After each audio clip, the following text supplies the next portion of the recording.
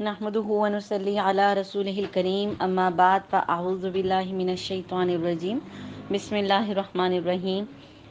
Zoom class की सभी साथियों को अस्सलामु अलैकुम व रहमतुल्लाहि व बरकातुहू। अल्हम्दुलिल्लाह हम दौरा कुरान के सिलसिले में 8 पारे जो हैं कंप्लीट कर चुके हुए हैं। आज इंशाअल्लाह ताला हम 9वें पारे से स्टार्ट करेंगे। इस दुआ के साथ आगाज़ करती हूँ कि अल्लाह तबारक व ताला हमें दीन की समझ दे, हम जो कुछ भी समझें सीखें उस पर अमल कर सके, और जिस तरह अल्लाह ताला ने हमें यहाँ इकट्ठा किया है इसी तरह हमें जन्नतुल फिरदौस में इकट्ठा कर दें, आमीन।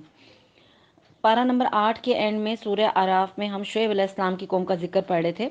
आज उसी से आगे है कि उस कौम ने, उनके जो मुतकब्बिर लोग थे, उनके सरदारों ने क्या जवाब दिए थे और फिर उनका क्या अंजाम हुआ था।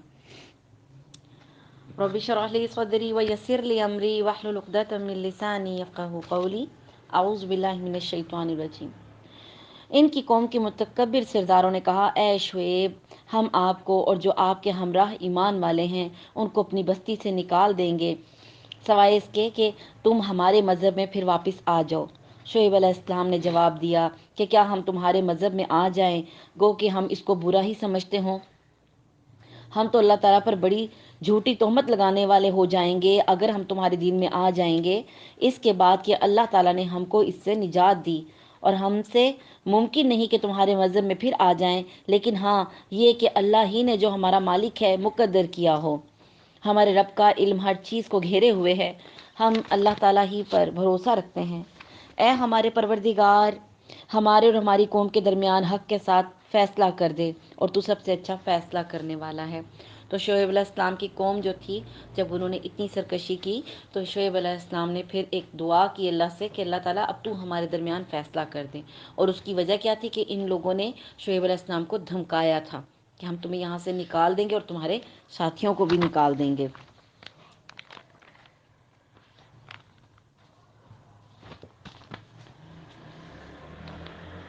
और इनकी कौम के काफिर सरदारों ने कहा कि अगर तुम शुएब अलैहिस्सलाम की राह पर चलोगे तो बेशक नुकसान उठाओगे, बड़ा नुकसान उठाओगे।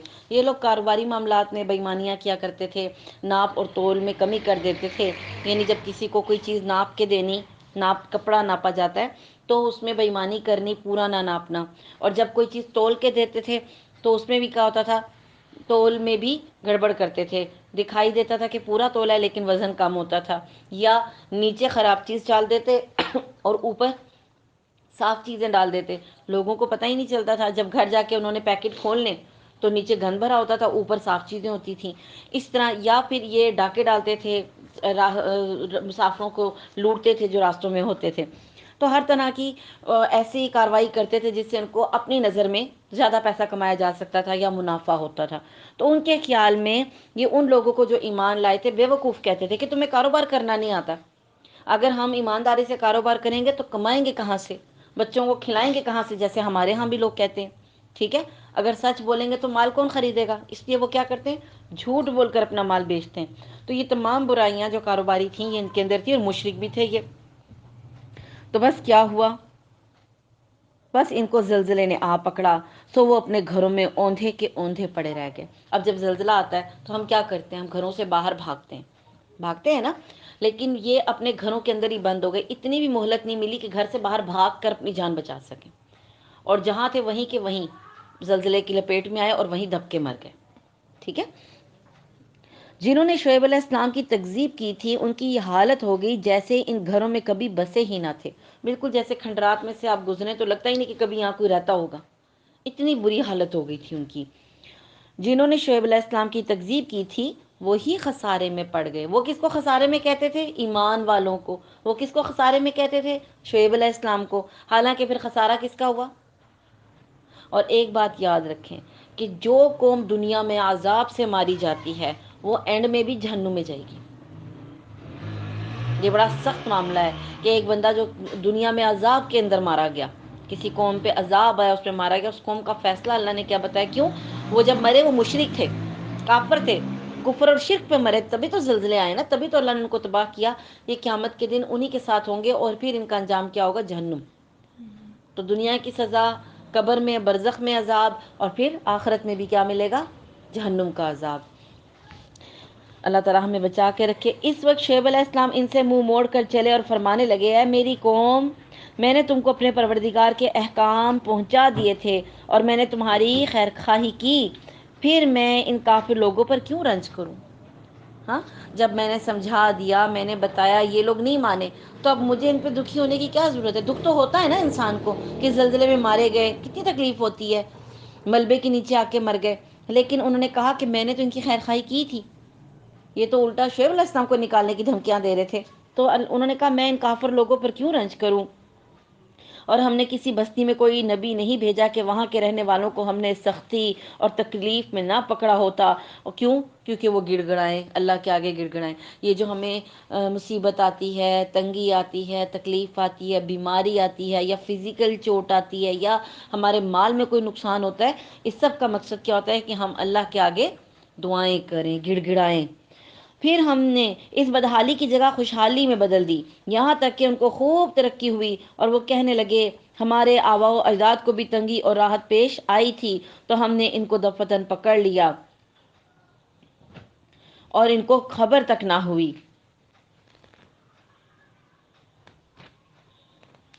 یعنی مقصد کیا؟ وہ کہتے تھے یہ تو حالات بدلتے رہتے ہیں، کبھی اچھے دن آتے ہیں، کبھی مشکل دن آتے ہیں۔ انہوں نے اس کو اللہ کی طرف سے آزمائشوں کو کیا سمجھا؟ پارٹ آف لائف سمجھا تھا۔ کہتے تھے ہاں یہ تو ہمارے بڑوں پہ بھی آتی تھی، کبھی انسان کو مشکل آتی ہے اور کبھی اچھے حالات ہوتے ہیں، یہ کون سی بڑی بات ہے؟ اللہ کے عذاب کی طرف یا اللہ کی رحمت کی طرف وہ نہیں سوچتے تھے۔ تو پھر ان کو بھی اللہ نے کیا کیا؟ ان کو ایسا پکڑا کہ ان کو ذرا بھی خبر نہ ہوئی۔ اور اگر ان بستیوں کے رہنے والے ایمان لے آتے اور پرہیزگاری اختیار کرتے تو کیا ہوتا؟ ہم ان پر آسمان اور زمین کی برکتیں کھول دیتے، لیکن انہوں نے تکذیب کی تو ہم نے ان کے اعمال کی وجہ سے ان کو پکڑ لیا۔ ٹھیک ہے، بستی میں رہنے والے لوگ پرہیزگاری کا مطلب تقویٰ۔ تقویٰ ایک ایسی چیز ہے، اللہ سے ڈرنا، اللہ کی کا حیا کرنا کہ اللہ دیکھ رہا ہے میں غلط کام نہ کروں اور اس غلط کام کو چھوڑ دینا، یہ اتنی بڑی بات ہے کہ اس کا انعام اللہ دیتا ہے کہ آسمان اور زمین سے برکتیں نازل کرتا ہے۔ اور پھر کیا ہوتا ہے؟ آپ کے وقت میں برکت ہوتی ہے، آپ کے مال میں برکت ہوتی ہے، آپ کی اولاد میں برکت ہوتی ہے، اللہ تعالیٰ بارشیں برساتا ہے، زمین کی کھیتیاں اگاتا ہے، اور پھر کیا ہوتا ہے؟ انسان کے لیے خوشحالی آتی ہے۔ ٹھیک ہے، تو یہ اللہ تعالیٰ کی بہت بڑی ایک نعمت ہے جو تقوی والے لوگوں کو ملتی ہے، لیکن انہوں نے تکذیب کی تو ہم نے ان کے اعمال کی وجہ سے ان کو پکڑ لیا۔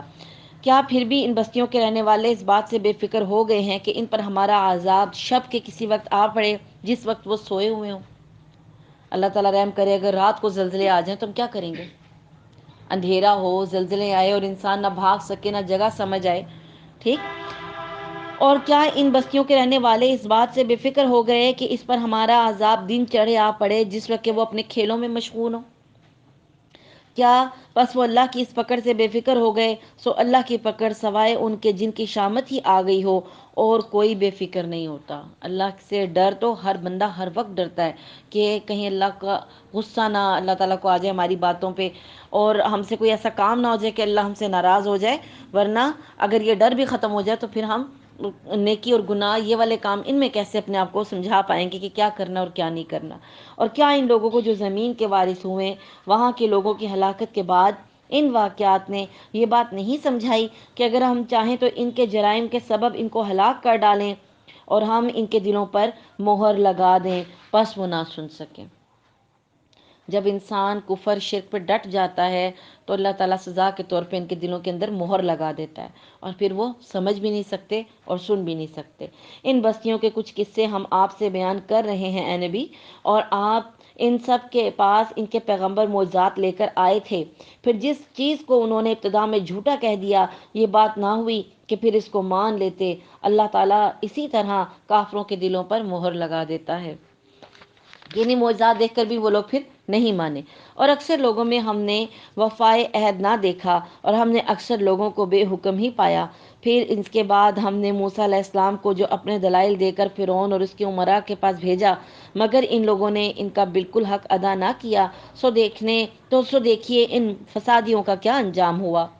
اور موسیٰ علیہ السلام نے فرمایا کہ اے فرعون، میں رب العالمین کی طرف سے پیغمبر ہوں، میرے لیے یہی شایان ہے کہ میں سوائے سچ کے اللہ کی طرف کوئی بات منسوب نہ کروں۔ میں تمہارے پاس تمہارے رب کی طرف سے ایک بڑی دلیل بھی لایا ہوں، سو تو بنی اسرائیل کو میرے ساتھ بھیج دے۔ فرعون نے کہا اگر آپ کوئی معجزہ لے کر آئے ہیں تو اس کو اب پیش کیجیے اگر آپ سچے ہیں۔ بس آپ نے اپنا عصا ڈال دیا، وہ جو ہاتھ میں لاٹھی ہوتی ہے، سو اچانک وہ صاف اور ایک اژدہا بن گیا، اور اپنا ہاتھ باہر نکالا سو وہ یکایک سب دیکھنے والوں کے روبرو بہت ہی چمکدار ہو گیا۔ قوم فرعون میں جو سردار لوگ تھے انہوں نے کہا یہ تو بہت ماہر جادوگر ہے، یہ چاہتا ہے کہ تم کو تمہاری سرزمین سے باہر کر دے، سو تم لوگ کیا مشورہ دیتے ہو؟ انہوں نے کہا آپ ان کو اور ان کے بھائی کو مہلت دیجیے اور شہروں میں ہرکاروں کو بھیج دیجیے کہ وہ سب ماہر جادوگروں کو آپ کے پاس لا کر حاضر کر دیں۔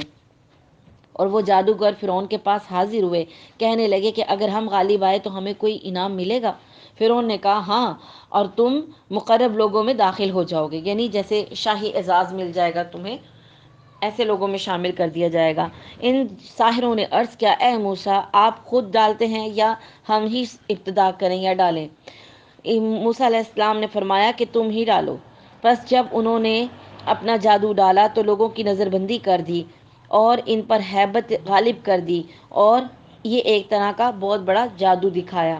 اور ہم نے موسیٰ علیہ السلام کو حکم دیا کہ اپنا عصا ڈال دیجئے، سو عصا ڈالنا تھا کہ اس نے ان کے سارے بنے بنائے کھیل کو نگلنا شروع کر دیا۔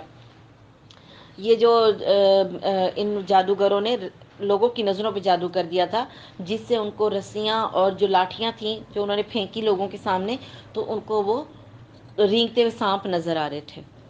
تو ایک دم انسان پریشان ہو جاتا ہے نا کہ یہ کیا چیز ہے۔ تو اللہ تعالیٰ نے موسیٰ علیہ السلام سے کہا کہ تم اپنی لاٹھی کو چھوڑ دو۔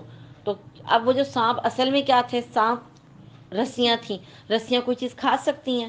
نہیں نہ کھا سکتی۔ لیکن جب موسیٰ علیہ السلام نے اپنی لاٹھی کو زمین پر ڈالا تو وہ سچ مچ کا اژدہا بن گیا اللہ کے حکم سے، اور اس نے کیا کیا؟ ان ساری رسیوں اور لاٹھیوں کو کھا گیا۔ ٹھیک؟ اب جادوگروں کو تو پتا تھا نا کہ یہ رسیاں ہیں، لاٹھی نہیں ہے، اور انہوں نے دیکھا کہ جو موسیٰ علیہ السلام نے لاٹھی ڈالی وہ تو سچ مچ ان کو کھا گئی۔ اس کا کیا مطلب ہوا کہ وہ سچ مچ اژدہا بن گئی۔ ایسا تو کبھی کوئی نہیں کر سکتا نا، یہ تو صرف اللہ کر سکتا ہے۔ تو وہ ایک دم دیکھنے لگ گئے، پس حق ظاہر ہو گیا اور انہوں نے جو کچھ بنایا تھا سب جاتا رہا۔ پس وہ لوگ اس موقع پر ہار گئے اور خوب ذلیل ہو کر پھرے، اور وہ جو ساحر تھے وہ ایک دم سجدے میں گر گئے۔ فرعونی اور اس کے جو سردار اور وہ لوگ تھے وہ تو ہار کے ذلیل ہو گئے نا، لیکن جادوگروں نے وہ جو اتنے سارے جادو انہوں نے پوری دنیا سے اکٹھے کیے تھے وہ کیا ہوئے؟ ایک دم سجدے میں گر گئے۔ کتنی بڑی بات ہے یہ، ٹھیک ہے؟ اور کہنے لگے ہم ایمان لائے رب العالمین پر جو موسیٰ اور ہارون کا بھی رب ہے۔ اب فرعون کو ایک دم غصہ آیا کہ یہ کیا بات ہوئی۔ فرعون کہنے لگا کہ تم موسیٰ پر ایمان لائے ہو بغیر اس کے کہ میں تم کو اجازت دوں، یعنی میں نے بھی اجازت دی نہیں اور تم ایمان لے آئے۔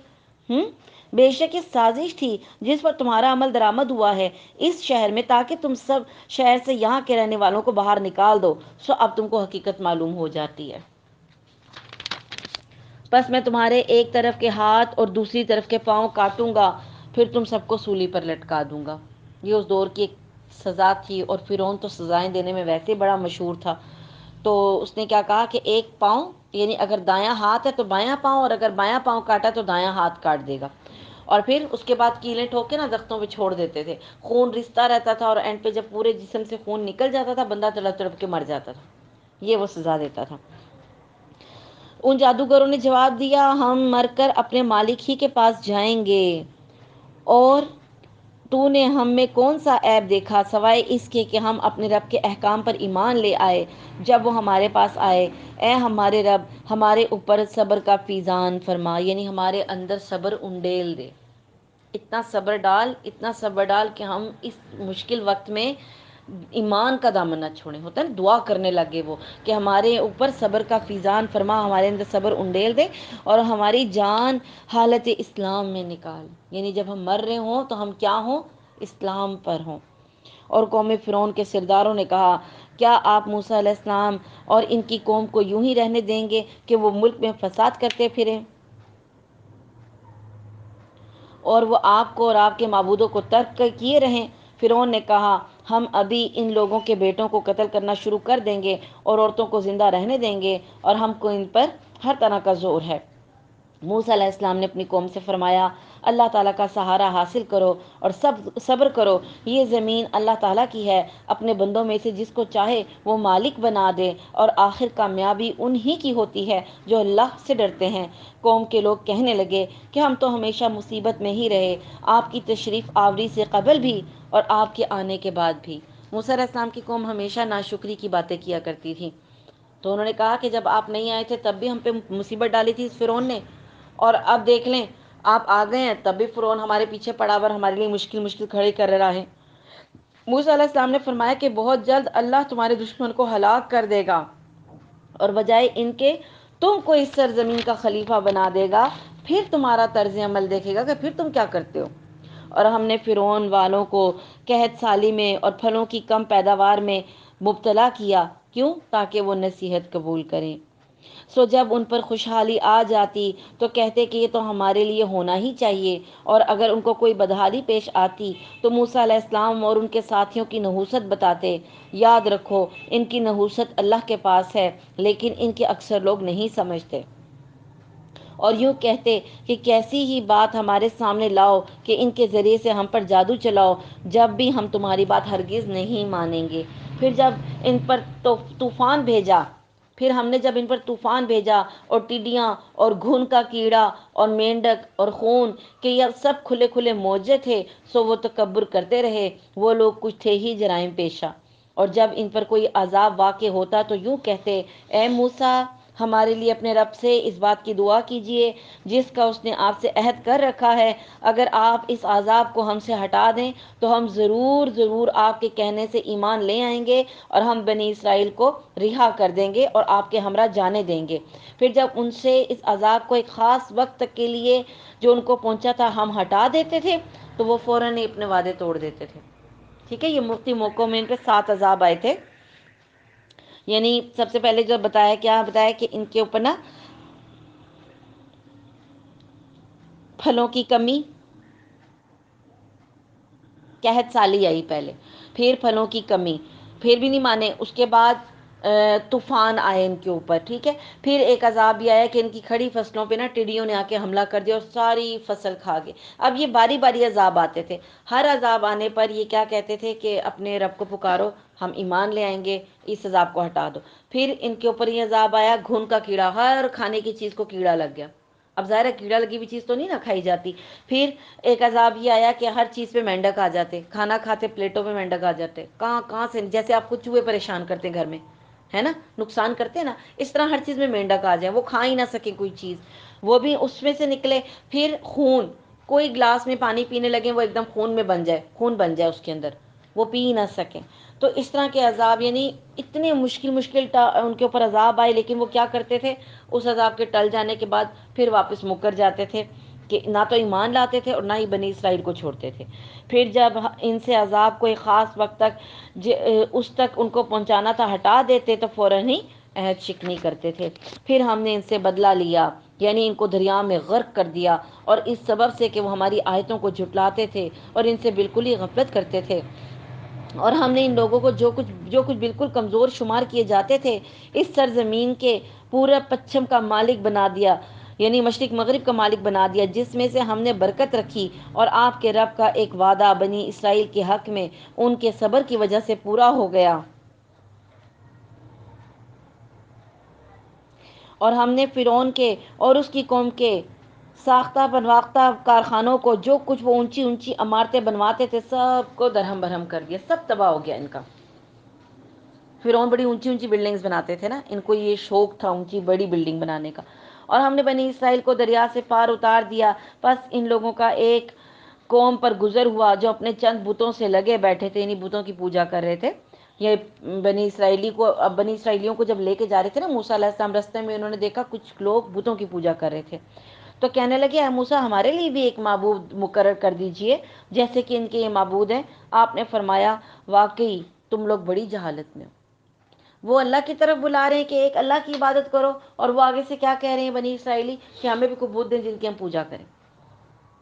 یہ لوگ جس کام میں لگے ہیں یہ تباہ کیا جائے گا اور ان کا یہ کام محض بے بنیاد ہے۔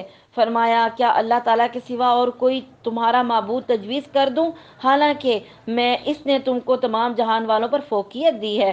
اور وہ وقت یاد کرو جب ہم نے تم کو فرعون والوں سے بچا لیا جو تم کو بڑی سخت تکلیفیں پہنچاتے تھے اور تمہارے بیٹوں کو قتل کر دیتے تھے اور تمہاری عورتوں کو زندہ چھوڑ دیتے تھے، اور اس میں تمہارے پروردگار کی طرف سے بڑی آزمائش تھی۔ اور ہم نے موسیٰ علیہ السلام سے 30 راتوں کا وعدہ کیا اور 10 رات مزید سے ان 30 راتوں کو پورا کیا، یعنی 30 دن کے لیے بلایا تھا اللہ تعالیٰ نے موسیٰ علیہ السلام کو کوہ طور پر، تو رات دینی تھی اللہ تعالیٰ نے ان کو، اور پھر 10 راتیں مزید ٹھہرا دیا، یعنی 40 دن پورے ہو گئے۔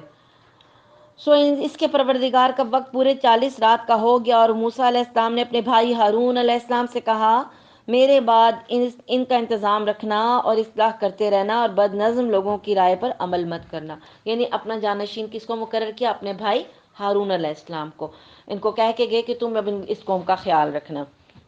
اور جب موسیٰ علیہ السلام ہمارے وقت پر آئے اور ان کے رب نے ان سے باتیں کی تو عرض کیا کہ اے میرے پروردگار اپنا دیدار مجھ کو کرا دیجئے، یعنی میں آپ کو دیکھنا چاہتا ہوں، ٹھیک ہے، تو میں آپ کو ایک نظر دیکھ لوں۔ ارشاد ہوا کہ تم مجھ کو ہرگز نہیں دیکھ سکتے، لیکن تم اس پہاڑ کی طرف دیکھتے رہو، اگر وہ اپنی جگہ پر برقرار رہا تو تم بھی مجھے دیکھ سکو گے۔ ہاں، جب ان کے رب نے پہاڑ پر تجلی فرمائی تو تجلی نے اس پہاڑ کے پرخچے اڑا دیے، ٹکڑے ٹکڑے ریزے رضا ہو گیا پہاڑ وہ، اور موسیٰ علیہ السلام بے ہوش ہو کر گر پڑے، ٹھیک ہے۔ پھر جب ہوش میں آئے تو عرض کیا بے شک آپ کی ذات منزہ ہے، میں آپ کی جناب میں توبہ کرتا ہوں اور میں سب سے پہلے آپ پر ایمان لانے والا ہوں۔ ارشاد ہوا اے موسیٰ میں نے پیغمبری اور اپنی ہم کلامی سے لوگوں پر تم کو امتیاز دیا، ٹھیک ہے۔ موسیٰ علیہ السلام اولو العزم پیغمبروں میں تھے، اللہ نے سوائے ان کے کسی سے اس طرح کلام نہیں کیا، ٹھیک۔ اور جو کچھ تم کو میں نے عطا کیا ہے اس کو لو اور شکر ادا کرو۔ اور ہم نے چند تختیوں پر ہر قسم کی نصیحت اور ہر چیز کی تفصیل ان کو لکھ کر دی، جی تو رات کی تختیاں تھی یہ، جس میں دینی احکام تھے، اور جن چیزوں سے منع کیا وہ بھی بتا دیا، جو کرنے کا حکم دیا وہ بھی، اور جو کام جس طریقے سے سارا اس کا طریقہ کار اس کتاب میں لکھا، شریعت کی پہلی کتاب تھی تورات۔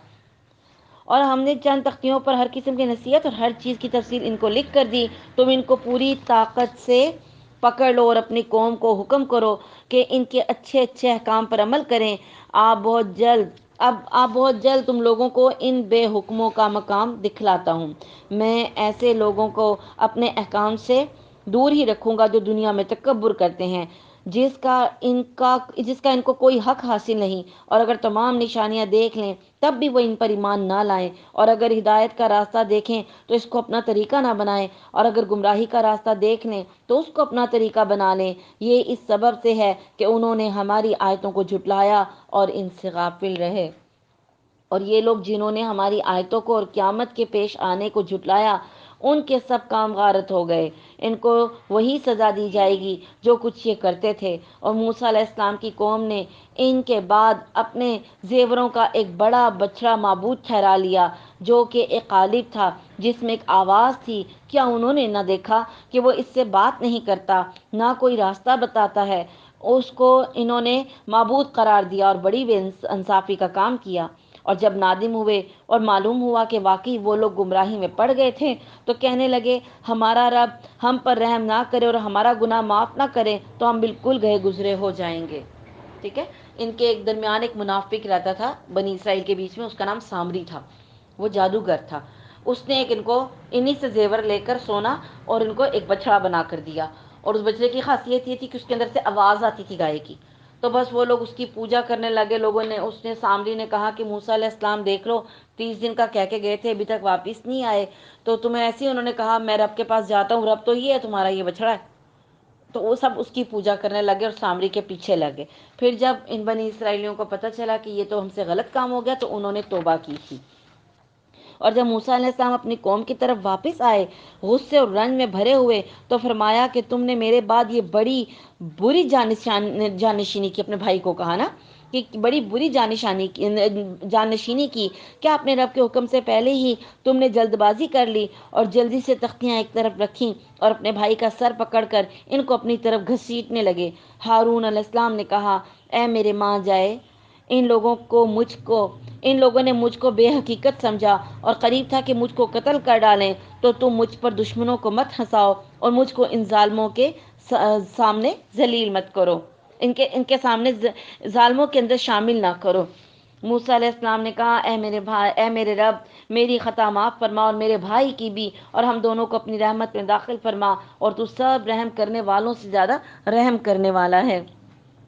بے شک جن لوگوں نے بچڑے کی پوجا کی ہے اس پر بہت جلد ان کے رب کی طرف سے غضب اور ذلت اور دنیوی زندگی میں ہی پڑ جائے گی، اور ہم جھوٹوں کو ایسی ہی سزا دیا کرتے ہیں۔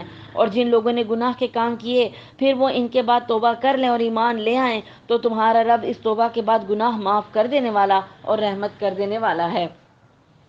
اور جب موسیٰ علیہ السلام کا غصہ دور ہوا تو ان تختیوں کو اٹھا لیا، اور ان کے مضامین میں ان لوگوں کے لیے جو اپنے رب سے ڈرتے ہیں ہدایت اور رحمت تھی۔ اور موسیٰ علیہ السلام نے 70 آدمی اپنی قوم میں سے ہمارے وقت معین کے لیے منتخب کیے۔ سو جب ان کو زلزلے نے آ پکڑا تو موسیٰ علیہ السلام عرض کرنے لگے کہ اے میرے پروردگار، اگر تجھ کو یہ منظور ہوتا تو اس سے قبل ہی ان کو اور مجھ کو ہلاک کر دیتا۔ کیا تو ہم میں سے چند بے وقوفوں کی حرکت پر سب کو ہلاک کر دے گا؟ یہ واقعہ محض تیری طرف سے ایک امتحان ہے، ایسے امتحانات سے جس کو تو چاہے گمراہی میں ڈال دے اور جس کو چاہے ہدایت پر قائم رکھے۔ تو ہی تو ہمارا کارساز ہے، پس ہم پر مغفرت اور رحمت فرما، اور تو سب معافی دینے والوں سے زیادہ اچھا ہے۔ اور ہم لوگوں کے نام دنیا میں بھی نیک حالی لکھ دے اور آخرت میں بھی، اور ہم تیری طرف رجوع کرتے ہیں۔ اللہ تعالیٰ نے فرمایا کہ میں اپنا عذاب اسی وقت واقع کرتا ہوں جب میں چاہتا ہوں، اور میری رحمت تمام اشیاء پر محیط ہے۔ تو وہ رحمت ان لوگوں کے نام ضرور لکھوں گا جو اللہ سے ڈرتے ہیں اور زکوٰۃ دیتے ہیں اور جو ہماری آیتوں پر ایمان رکھتے ہیں۔ جو لوگ اپنے رسول نبی امی کا اتباع کرتے ہیں، جن کو وہ لوگ اپنے پاس تورات و انجیل میں لکھا ہوا پاتے ہیں، وہ ان کو نیک باتوں کا حکم فرماتے ہیں، بری باتوں سے منع کرتے ہیں، اور پاکیزہ حلال چیزوں کا بتاتے ہیں اور گندی چیزوں کو ان پر حرام بتاتے ہیں۔ ان لوگوں پر جو بوجھ اور طوق تھے ان کو دور کرتے ہیں۔ سو جو لوگ اس نبی پر ایمان لاتے ہیں اور ان کی حمایت کرتے ہیں اور ان کی مدد کرتے ہیں اور اس نور کا اتباع کرتے ہیں جو ان کے ساتھ بھیجا گیا ہے، ایسے لوگ پوری فلاح پانے والے ہیں۔ آپ کہہ دیجئے، اے لوگو، میں تم سب کی طرف اس اللہ تعالیٰ کا بھیجا ہوا ہوں جس کی بادشاہی تمام آسمانوں اور زمین میں ہے، اور اس کے سوا کوئی عبادت کے لائق نہیں۔ وہی زندگی دیتا ہے، وہی موت دیتا ہے۔ سو اللہ تعالیٰ پر ایمان لاؤ اور اس کے نبی امی پر جو کہ اللہ تعالیٰ پر اور اس کے احکام پر ایمان رکھتے ہیں، اور ان کا اتباع کرو تاکہ تم راہ پر آ جاؤ۔ اور قوم موسیٰ میں ایک جماعت ایسی بھی ہے جو حق کے مطابق ہدایت کرتی ہے اور اسی کے مطابق انصاف بھی کرتی ہے۔ ہم نے ان کو 12 خاندانوں میں تقسیم کر کے سب کی الگ الگ جماعت مقرر کر دی، اور ہم نے موسیٰ علیہ السلام کو حکم دیا کہ جب ان کی قوم نے ان سے پانی مانگا کہ اپنے عصا کو فلاں پتھر پر مارو، پس فوراً اس سے 12 چشمے بہہ نکلے۔ ہر شخص نے اپنے اپنے پانی کا موقع معلوم کر لیا، اور ہم نے ان پر ابر کو یعنی بادلوں کو سایہ فگن کیا اور ان کو من و سلویٰ پہنچایا۔ کھاؤ نفیس چیزوں کو جو ہم نے تم کو دی ہیں، اور انہوں نے ہمارا کوئی نقصان نہیں کیا لیکن اپنا ہی نقصان کیا۔ اور جب ان کو حکم دیا گیا کہ تم لوگ اس آبادی میں جا کر رہو اور کھاؤ اور اس سے جس جگہ تم رغبت کرو، اور زبان سے یہ کہتے جاؤ کہ توبہ ہے، ٹھیک ہے، ان کو ایک لفظ سکھایا گیا تھا حتتن، کہ حتتن کہتے جاؤ، اس کا مطلب ہے توبہ، استغفار، یہ کہتے چل جاؤ، جھکے جھکے دروازے میں داخل ہونا، ہم تمہاری خطائیں معاف کر دیں گے۔ جو لوگ نیک کام کریں گے ان کو مزید اور دیں گے۔ سو بدل دیا ظالموں نے ایک اور کلمہ جو خلاف تھا اس کلمے کے، حتتن کی جگہ یہ ہنتتن کہنے لگ گئے، ٹھیک ہے، اور ہنتتن کا مطلب ہوتا ہے گندم کا یا گیہوں کا دانہ، مذاق اڑانے لگ گئے، ٹھیک ہے۔ بدل دیا جس کی ان سے فرمائش کی گئی تھی، اس پر ہم نے ان پر ایک آفت آسمانی بھیجی، اور اس وجہ سے کہ وہ حکم کو ضائع کرتے تھے۔ آپ ان لوگوں سے اس بستی والوں کا جو کہ دریائے شورا کے قریب آباد تھے اس وقت کا حال پوچھیے جب کہ وہ ہفتے کے بارے میں حد سے نکل رہے تھے، جب کہ ان کے ہفتے کے روز تو ان کی مچھلیاں ظاہر ہو کر ان کے سامنے آتی تھیں، اور جب ہفتے کا دن نہ ہوتا تو ان کے سامنے نہ آتی تھیں۔ ہم ان کی اسی طرح آزمائش کرتے تھے اس سبب سے کہ وہ بے حکمی کیا کرتے تھے۔ یہ ایک ساحلی علاقے پہ رہنے والی قوم تھی بنی اسرائیل کی، جو کہ مچھلیاں پکڑتے تھے، اسی کو بیچتے تھے، اسی کو کھاتے تھے، اسی پہ ان کی گزر بسر تھی۔ لیکن چونکہ اللہ تعالیٰ کے ہر حکم کو نہ ماننا انہوں نے اپنی عادت بنایا ہوا تھا، اور پھر مذاق اڑانا دین کا، اس طرح نافرمانی کی وجہ سے کیا تھا، اللہ تعالیٰ نے ان کو کہا کہ تم نے ہفتے کے دن عبادت کرنی ہے، کوئی مچھلی نہیں پکڑنی، لیکن ہفتے کے باقی دن تم پکڑ سکتے ہو۔ اب چونکہ یہ اللہ کی نافرمانی کرتے تھے تو آزمائش کے طور پر کیا ہوتا تھا، ہفتے کے باقی دن مچھلی آتی ہی نہیں تھی، صرف ہفتے کے دن آتی تھی۔ اب ان کو دیکھتے کہ کچھ ہوتا تھا ہم اس کو پکڑ نہیں سکتے، تو پھر انہوں نے کسی نے ڈر ڈر کے ایک دن پکڑ لی، پھر آہستہ آہستہ دوسرے کو دی، کھانے شروع کر دی، پھر گفٹ کرنے شروع کر دیا آپس میں، یعنی، اور پھر دلیری آ گئی ان کے اندر۔ طریقہ انہوں نے یہ نکالا کہ جمعے کی رات کو جا کے ساحل کے کنارے گڑھے بناتے تھے، نالیاں بناتے تھے۔ ہفتے والے دن مچھلیاں آ کے ان گھڑوں میں پھنس جاتی تھیں، پانی تو واپس چلا جاتا تھا، مچھلیاں گھڑوں میں رہ جاتی تھیں، ٹھیک ہے۔ اتوار والے دن جا کے نکال لیتے تھے، تو کہتے تھے ہم نے کون سا ہفتے کو پکڑی ہے، ہم تو اتوار کو پکڑے۔ تو یہ انہوں نے ایک اللہ کے ساتھ اپنی طرف سے کوئی گیم کرنے کی کوشش کی، ٹھیک ہے۔ ان کی پھر ایک جماعت ایسی تھی جو ان کو منع کرتی تھی۔ آگے اسی کا ذکر آ رہا ہے کہ جب ان میں سے ایک جماعت نے یوں کہا کہ تم ایسے لوگوں کو کیوں نصیحت کرتے ہو جن کو اللہ تعالیٰ بالکل ہلاک کرنے والا ہے یا ان کو سخت سزا دینے والا ہے، تو انہوں نے کہا کہ تمہارے رب کے روبرو عذر کرنے کے لیے، اور اس لیے کہ شاید یہ ڈر جائیں۔ یعنی جو منع کرتے تھے نا، ان کو بعض لوگ کہتے ہیں انہیں منع کیوں کرتے، ماننے والے ہیں کوئی، یہ تو کبھی بھی نہیں مانیں گے۔ تو انہوں نے کہا ہم ان کو اس لیے منع کرتے ہیں، ایک تو اللہ کے سامنے کہیں گے اللہ ہم نے اپنا فرض ادا کیا تھا، اور ایک یہ نیت ہے کیا پتہ سمجھ ہی جائیں، غلط کام چھوڑ دیں، اس لیے منع کرتے ہیں، ٹھیک ہے۔ جب وہ اس کو بھول گئے جو ان کو سمجھایا جاتا تھا، تو ہم نے ان لوگوں کو تو بچا لیا جو اس بری عادت سے منع کیا کرتے تھے، اور ان لوگوں کو جو کہ زیادتی کرتے تھے ایک سخت عذاب میں پکڑ لیا، اس وجہ سے کہ وہ بے حکمی کیا کرتے تھے، اللہ کا حکم نہیں مانتے تھے۔ اور وہ عذاب کیا تھا، اللہ تعالیٰ نے اس قوم کو بندر بنا دیا، اور یہ 3 دن کے اندر چیخ چیخ چیخ چیخ کر مر گئے تھے۔ اس قوم کا یہ انجام ہوا تھا، ٹھیک ہے۔ یعنی جب وہ جس کام سے ان کو منع کیا گیا تھا اس میں حد سے نکل گئے، تو ہم نے ان کو کہہ دیا تم ذلیل بندر بن جاؤ۔ اور وہ وقت یاد کرنا چاہیے کہ آپ کے رب نے یہ بات بتا دی کہ وہ ان یہود پر قیامت تک ایسے شخص کو ضرور مسلط کرتا رہے گا جو ان کو سزائے شدید کی تکلیف پہنچاتا رہے گا۔ بلا شبہ آپ کا رب جلد ہی سزا دے دیتا ہے، اور بلا شبہ وہ واقعی بڑی مغفرت اور بڑی رحمت والا ہے۔ اور ہم نے دنیا میں ان کی مختلف جماعتیں کر دیں، بعض ان میں نیک تھے، بعض ان میں اور طرح کے تھے۔ ہم ان کو خوشحالیوں اور بدحالیوں سے آزماتے رہے کہ شاید یہ باز آ جائیں۔ پھر اس کے بعد ایسے لوگ ان کے جانشین ہوئے کہ کتاب کو ان سے حاصل کیا، وہ اس دنیا فانی کا مال متاع لے لیتے ہیں اور کہتے ہیں کہ ہماری ضرور مغفرت ہو جائے گی، حالانکہ اگر ان کے پاس ویسا ہی مال متاع آنے لگے تو اس کو بھی لے لیں گے۔ کیا ان سے اس کتاب کے اس مضمون کا عہد نہیں لیا گیا تھا کہ اللہ کی طرف سوائے حق بات کے اور کسی بات کی نسبت نہ کریں؟ انہوں نے اس کتاب میں جو کچھ تھا اس کو پڑھ لیا، اور آخرت والا گھر ان لوگوں کے لیے بہتر ہے جو تقوی رکھتے ہیں۔ کیا پھر بھی تم نہیں سمجھتے؟ اور جو لوگ کتاب کی پابند ہیں اور نماز کی پابندی کرتے ہیں، ہم ایسے لوگوں کا جو اپنی اصلاح کریں ثواب ضائع نہیں کریں گے۔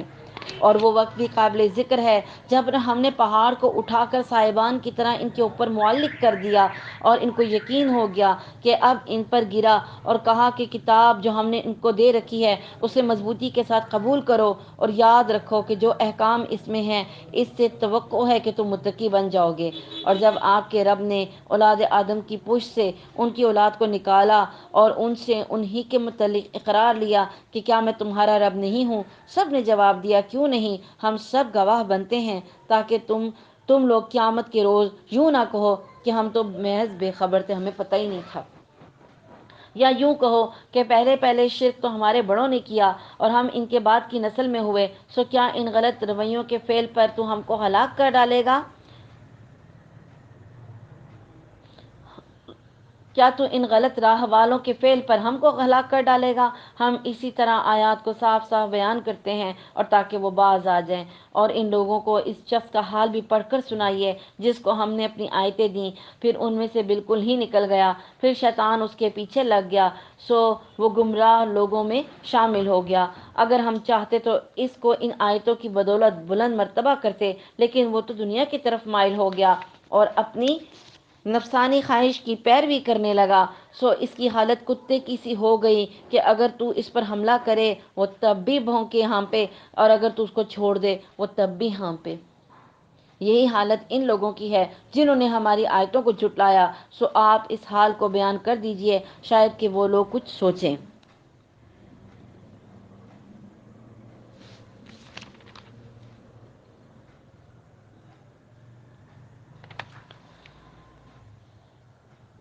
ان لوگوں کی حالت بھی بری ہے جو ہماری آیات کو جھٹلاتے ہیں، وہ اپنا نقصان کرتے ہیں۔ جس کو اللہ تعالیٰ ہدایت کرتا ہے سو ہدایت پانے والا وہی ہے، جس کو وہ گمراہ کر دے سو ایسے ہی لوگ خسارے میں پڑنے والے ہیں۔ اور ہم نے ایسے بہت سے جن اور انسان دوزخ کے لیے پیدا کیے ہیں، جن کے دل ایسے ہیں کہ جن سے نہیں سمجھتے، اور جن کی آنکھیں ایسی ہیں جس سے دیکھتے نہیں، اور ان کے کان ایسے ہیں جن سے سنتے نہیں۔ یہ لوگ چوپایوں کی طرح ہیں، بلکہ ان سے بھی زیادہ گمراہ ہیں۔ یہی لوگ غافل ہیں، اور اچھے اچھے نام اللہ ہی کے لیے ہیں، سو ان ناموں سے اللہ ہی کو موسوم کیا کرو، اور ایسے لوگوں سے تعلق بھی نہ رکھو جو اس کے ناموں میں کج روی کرتے ہیں۔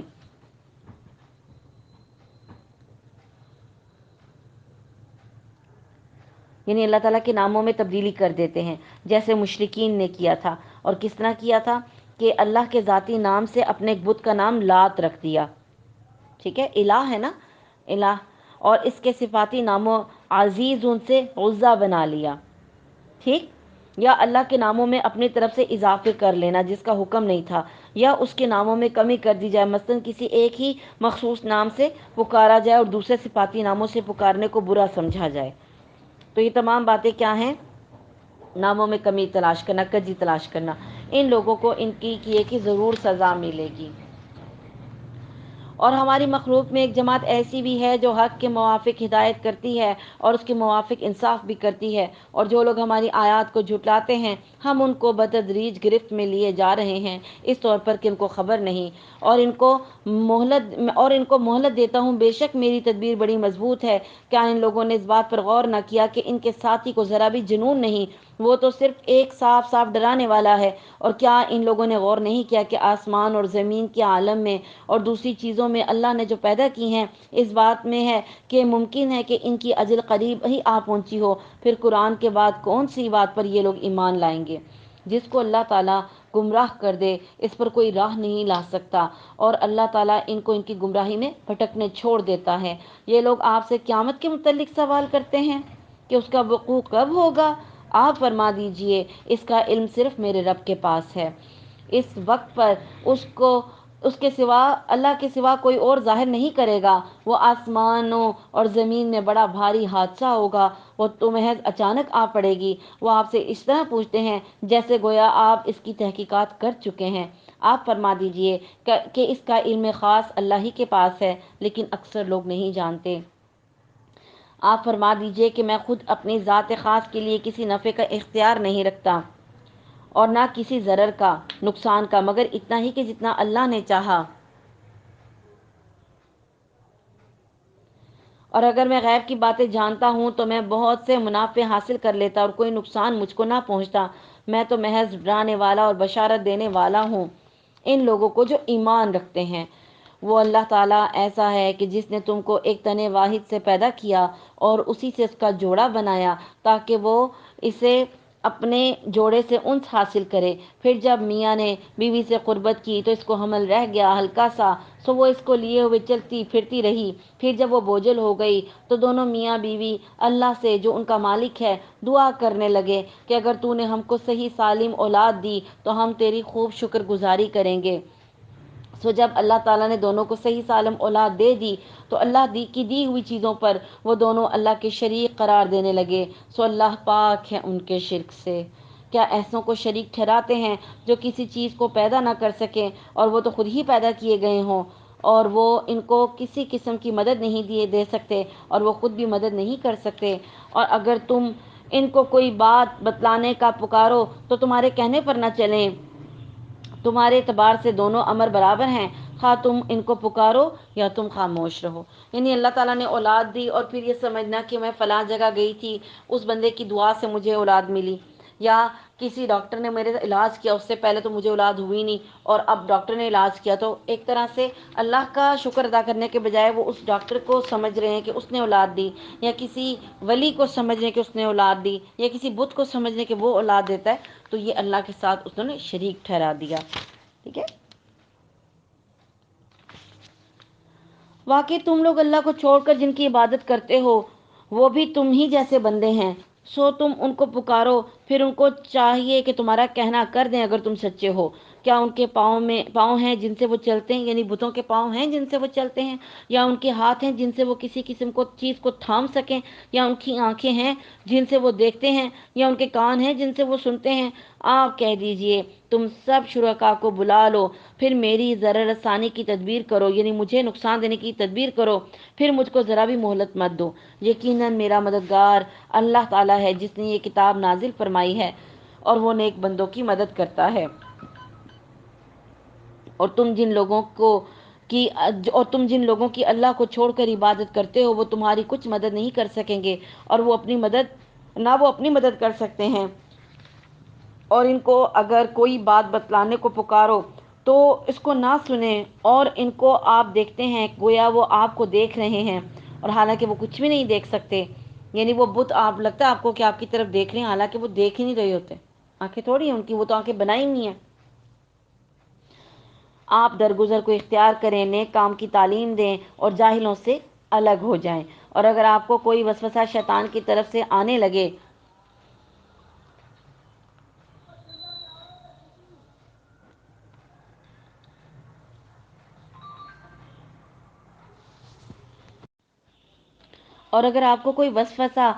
شیطان کی طرف سے آنے لگے تو اللہ کی پناہ مانگ لیا کیجیے، بلا شبہ وہ خوب سننے والا اور خوب جاننے والا ہے۔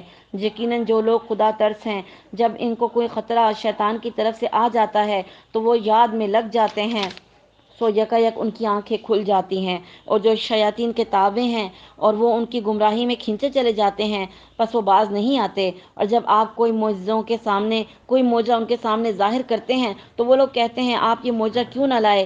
آپ فرما دیجئے کہ اگر میں اس کا اتباع کرتا ہوں جو مجھ پر میرے رب کی طرف سے حکم دیا گیا ہے، یہ گویا بہت سی دلیلیں ہیں تمہارے رب کی طرف سے، اور ہدایت اور رحمت ہے ان لوگوں کے لیے جو ایمان رکھتے ہیں۔ اور جب قرآن پڑھا جایا کرے تو اس کی طرف کان لگا لیا کرو اور خاموش رہا کرو، امید ہے کہ تم پر رحمت ہو۔ اور اے شخص، اپنے رب کی یاد کیا کر کہ اپنے دل میں عاجزی کے ساتھ اور خوف کے ساتھ اور زور کی آواز کی نسبت کم آواز کے ساتھ صبح و شام اور اہل غفلت میں سے مت ہو جانا۔ یقیناً جو تیرے رب کے نزدیک ہیں وہ اس کی عبادت سے تکبر نہیں کرتے اور اس کی پاکی بیان کرتے ہیں اور اس کو سجدہ کرتے ہیں۔ جی یہاں الحمدللہ سورہ اعراف جو ہے وہ ہماری کمپلیٹ ہو گئی۔ آگے ہم سورہ انفال شروع کریں گے۔ اعوذ باللہ من الشیطان الرجیم۔ جو لوگ آپ سے غنیمتوں کے بارے میں حکم دریافت کرتے ہیں تو آپ فرما دیجئے کہ یہ غنیمتیں اللہ کی ہیں اور اس کے رسول کی ہیں، سو تم اللہ سے ڈرو اور اپنے باہمی تعلقات کی اصلاح کرو اور اللہ تعالیٰ اور اس کے رسول کی اطاعت کرو اگر تم ایمان والے ہو۔ بس ایمان والے تو ایسے ہوتے ہیں کہ جب اللہ تعالیٰ کا ذکر آتا ہے تو ان کے قلوب ڈر جاتے ہیں، اور جب اللہ کی آیتیں ان کو پڑھ کر سنائی جاتی ہیں تو وہ آیتیں ان کے ایمان کو اور زیادہ کر دیتی ہیں، اور وہ لوگ اپنے رب پر توکل کرتے ہیں جو کہ نماز کی پابندی کرتے ہیں، اور ہم نے ان کو جو کچھ دیا ہے اس میں سے خرچ کرتے ہیں۔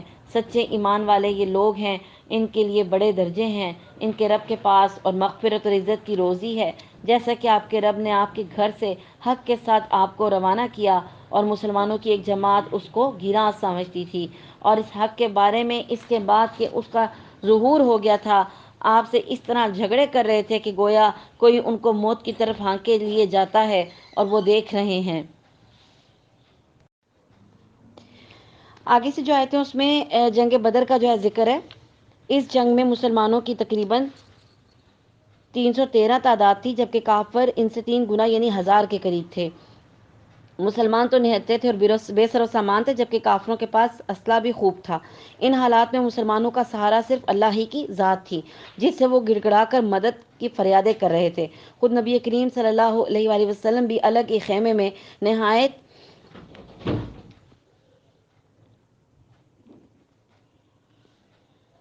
آہوزاری میں مصروف تھے، دعا کر رہے تھے، صحیح بخاری کی روایت ہے۔ اور چنانچہ اللہ تعالیٰ نے دعائیں قبول کی اور 1000 فرشتے ایک دوسرے کے پیچھے مسلسل لگاتار مسلمانوں کی مدد کے لیے بھیجے۔ اور پھر یہ بھی کہا گیا کہ اللہ تعالیٰ نے کہا کہ فرشتوں کا نزول جو تھا یہ صرف تمہارے دلوں کے اطمینان کے لیے تھا۔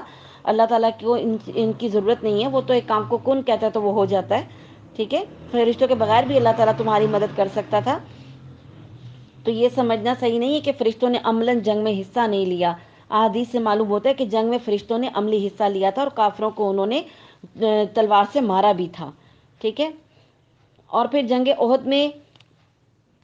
احد کی طرح جنگ بدر میں بھی اللہ تعالیٰ نے مسلمانوں پر اونگ طاری کی تھی، یعنی انتہائی ٹینشن میں کہ جب دشمن سامنے تھے تو اللہ تعالیٰ نے مسلمانوں کے اوپر ایک اونگ کو طاری کر دیا، یعنی نیند آ گئی ان کو، ٹھیک ہے، جس سے ان کے دلوں کے بوجھ ہلکے ہو گئے اور اطمینان اور سکون کی ایک کیفیت ان پر طاری ہو گئی۔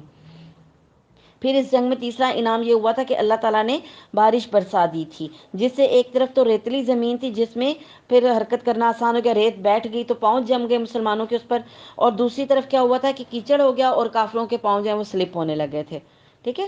اور پھر وضو اور طہارت میں آسانی ہو گئی، تیمم کا ابھی بتایا گیا ان جنگوں میں۔ تو یہ آپ آگے ان شاء اللہ تعالیٰ اس کی ڈیفینیشن آئے گی۔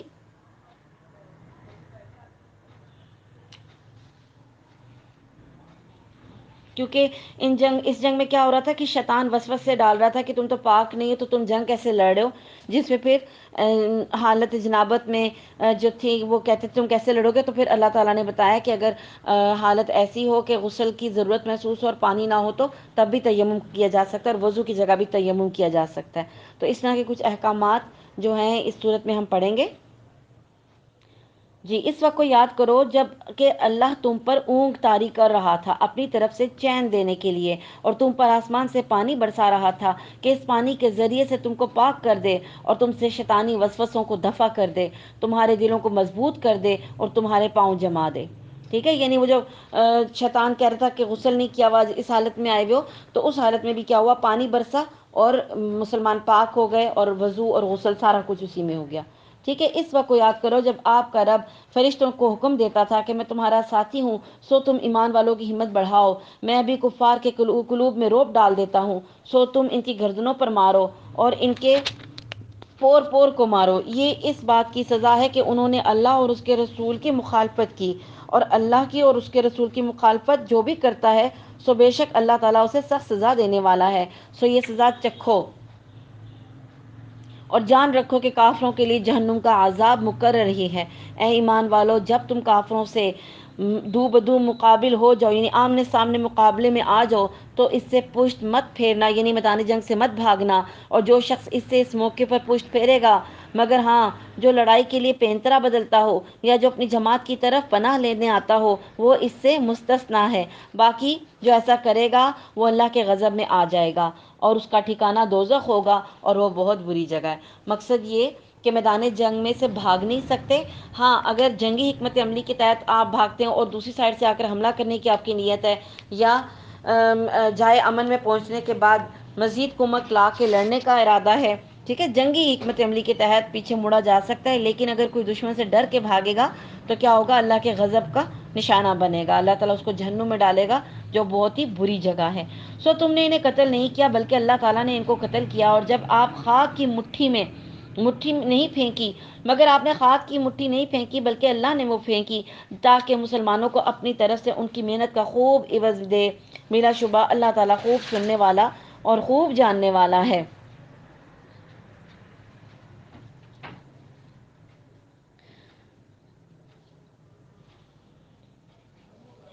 ایک بات تو یہ ہوئی، اور دوسری بات یہ کہ اللہ تعالیٰ کو کافروں کی تدبیروں کو کمزور کرنا تھا۔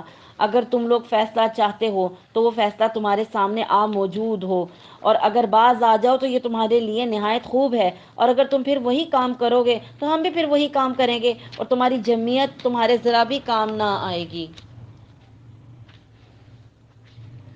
اور گو کہ وہ کتنی ہی زیادہ ہو، واقعی بات یہ ہے کہ اللہ تعالیٰ ایمان والوں کے ساتھ ہے۔ اے ایمان والو، اللہ اور اس کے رسول کا کہنا مان لو، اور اس کا کہنا ماننے سے روگردانی مت کرو۔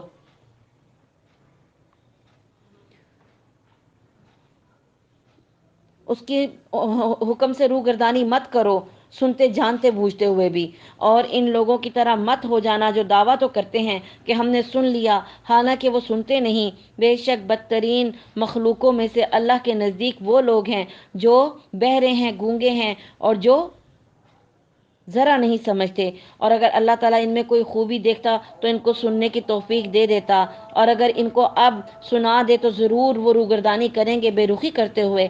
اے ایمان والو، تم اللہ اور اس کے رسول کے کہنے کو بجا لاؤ، جبکہ رسول تم کو تمہاری زندگی بخش کی طرف چیز دیتے ہیں، جس کی زندگی بخش چیز کی طرف بلاتے ہیں، اور جان رکھو کہ اللہ تعالیٰ آدمی کے اور اس کے قلب کے درمیان آڑ بن جاتا ہے، اور بلا شبہ تم سب اللہ ہی کے پاس جمع ہونے والے ہو، اور تم ایسے وہاں سے بچو کہ جو خاص کر صرف انہی لوگوں پر واقع نہ ہوگا جو تم میں سے ان گناہوں کے مرتکب ہوئے ہیں، اور یہ جان رکھو کہ اللہ سخت سزا دینے والا ہے۔ اور اس حالت کو یاد کرو جب کہ تم زمین میں تھوڑے تھے، کمزور شمار کیے جاتے تھے، اس اندیشے میں رہتے تھے کہ تم کو لوگ نوچ کھسوٹ نہ لیں، سو اللہ تعالیٰ تم کو رہنے کی جگہ دی، اور تم کو اپنی نصرت سے قوت دی، اور تم کو نفیس نفیس چیزیں عطا فرمائیں تاکہ تم شکر ادا کرو۔ اے ایمان والو، تم اللہ اور اس کے رسول کے حقوق میں جانتے ہوئے خیانت مت کرو، اور اپنے قابل حفاظت چیزوں میں خیانت مت کرو، اور تم اس بات کو جان رکھو کہ تمہارے اموال اور تمہاری اولاد ایک امتحان کی چیز ہے، اور اس بات کو بھی جان رکھو کہ اللہ تعالیٰ کے پاس بہت بڑا اجر ہے۔ اے ایمان والو، اگر تم اللہ سے ڈرتے رہو گے تو اللہ تعالیٰ تم کو ایک فیصلے کی چیز دے گا، اور تم سے تمہارے گناہ کو دور کر دے گا، اور تم کو بخش دے گا، اور اللہ تعالیٰ بڑے فضل والا ہے۔ اور اس واقعے کا بھی ذکر کیجئے کہ جب کافر لوگ آپ کی نسبت تدبیر سوچ رہے تھے کہ آپ کو قید کر لیں، یا آپ کو قتل کر ڈالیں، یا آپ کو خارج وطن کر دیں، تو وہ اپنی تدبیروں سے یہ کر رہے تھے، اور اللہ اپنی تدبیر کر رہا تھا، اور سب سے زیادہ مستحکم تدبیر کرنے والا اللہ خود ہے۔ یعنی جب مدینہ ہجرت کی تھی، اس سے پہلے مشرکین مکہ کی یہ ارادے تھے کہ وہ نبی کریم صلی اللہ علیہ وسلم کو وہاں سے نکال دیں، اور جب ان کے سامنے ہماری آیتیں پڑھی جاتی ہیں تو کہتے ہیں کہ ہم نے سن لیا، اگر ہم چاہیں تو ان کے برابر ہم بھی کہہ دیں کہ یہ تو کچھ بھی نہیں، صرف بے سند باتیں ہیں جو پہلوں سے نقل کی جا رہی ہیں۔ اور جب کہ ان لوگوں نے کہا کہ اے اللہ، اگر یہ قرآن آپ کی طرف سے واقعی ہے تو ہم پر آسمان سے پتھر برسا دے، یا ہم پر کوئی دردناک عذاب واقع کر دے، اور اللہ تعالیٰ ایسا نہ کرے گا۔ اگر ان میں آپ کے پاس ہوتے ہوئے ان کو عذاب دے، اور اللہ ان کو عذاب نہ دے گا اس حالت میں کہ وہ استغفار بھی کرتے ہوں، اور ان میں کیا بات ہے کہ ان کو اللہ تعالیٰ سزا نہ دے، حالانکہ وہ لوگ مسجد حرام سے روکتے ہیں، جبکہ وہ لوگ اس مسجد کے متولی نہیں، اور اس کے متولی تو سوائے متقیوں کے اور اشخاص نہیں، لیکن ان میں اکثر لوگ علم نہیں رکھتے، اور ان کی نماز کعبہ کے پاس صرف یہ تھی کہ سیٹیاں بجانا اور تالیاں بجانا، سو اپنے کفر کے سبب اس عذاب کا مزہ چکھو۔ بلا شک یہ کافر لوگ اپنے مالوں کو اس لیے خرچ کر رہے ہیں کہ اللہ کی راہ سے روکیں، سو یہ لوگ تو اپنے مالوں کو خرچ کرتے ہی رہیں گے، پھر وہ مال ان کے حق میں باعث حسرت ہو جائیں گے، پھر مغلوب ہو جائیں گے، اور کافر لوگوں کو دوزخ کی طرف جمع کیا جائے گا، تاکہ اللہ تعالیٰ ناپاک کو پاک سے الگ کر دے، اور ناپاکوں کو ایک دوسرے سے ملا دے، پھر ان سب کو اکٹھا ڈھیر کر دے، پھر ان سب کو جہنم میں ڈال دے۔ ایسے لوگ پورے خسارے میں ہیں۔ آپ ان کافروں سے کہہ دیجئے کہ اگر یہ لوگ باز آ جائیں تو ان کے سارے گناہ جو پہلے ہو چکے ہیں سب معاف کر دیے جائیں گے، اور اگر اپنی وہی عادت بنا کے رکھیں گے تو کفار سابقین کے حق میں ان کا قانون نافذ ہو چکا ہے، اور ان سے اس حد تک لڑو کہ ان میں فساد عقیدہ نہ رہے اور دین اللہ ہی کا ہو جائے۔ پھر اگر یہ باز آ جائیں تو اللہ تعالیٰ ان اعمال کو خوب دیکھتا ہے، اور اگر وہ روگردانی کریں تو یقین رکھیں کہ اللہ تعالیٰ تمہارا کارساز ہے، سو وہ بہت اچھا کارساز ہے اور بہت اچھا مددگار ہے۔ الحمدللہ یہاں ہمارا 9واں پارہ کمپلیٹ ہو جاتا ہے۔ انشاءاللہ تعالیٰ اگلے پارے میں ہم 10ویں پارے میں پڑھیں گے، اس سورت کو کمپلیٹ کریں گے۔ جو کچھ پڑھ رہے ہیں اللہ تعالیٰ اس کو قبول فرمائے، اللہ تعالیٰ ہمیں دین کی سمجھ عطا فرمائے اور ہماری نسلوں کو سنوار دے، ہمیں سنوار دے، ہمیں ہمارے والدین کے لیے صدقہ جاریہ بنا لیں، اور ہم ہمارے بچوں کو ہمارے لیے صدقہ جاریہ بنا لیں، اور جو جس مشکل میں ہے اللہ تعالیٰ ان سب کی مشکلوں کو آسان کر دے۔ تقبل منا انک انت السمیع العلیم، سبحانک رب العزة عما یصفون وسلام علی المرسلین والحمد للہ رب العالمین۔ السلام علیکم ورحمۃ اللہ وبرکاتہ۔